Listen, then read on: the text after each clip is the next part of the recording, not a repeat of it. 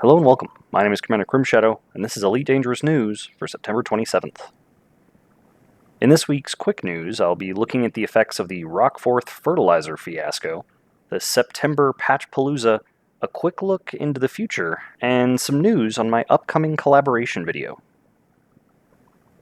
So first off, a little apology might be in order. To those of you who followed my information and made your millions or billions off of Rockforth Fertiliser, I made about 1.16 billion, and they took back about 1.29 billion.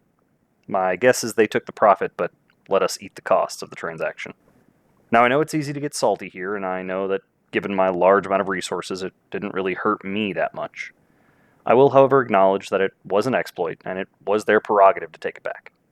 So while I know some people out there lost ships, or came back to a zero credit balance, and that may have felt a little overly punitive, we knew what we were doing when we were doing it, and it wasn't really in the spirit of the game.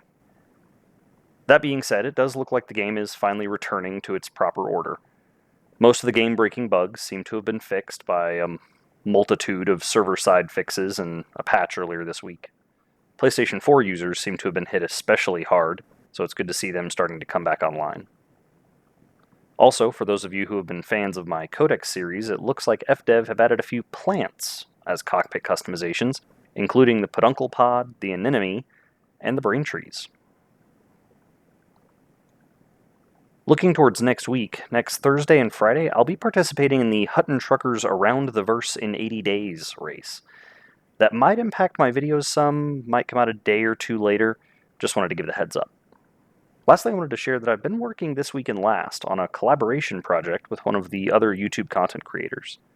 We've been making sort of a primer to the life forms out in deep space.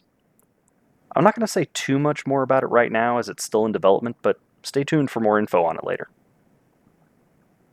This has been Commander Crimshadow bringing you independent news for independent pilots. If you enjoyed what you saw, please like, subscribe, and know that I'm always here for you in the comments.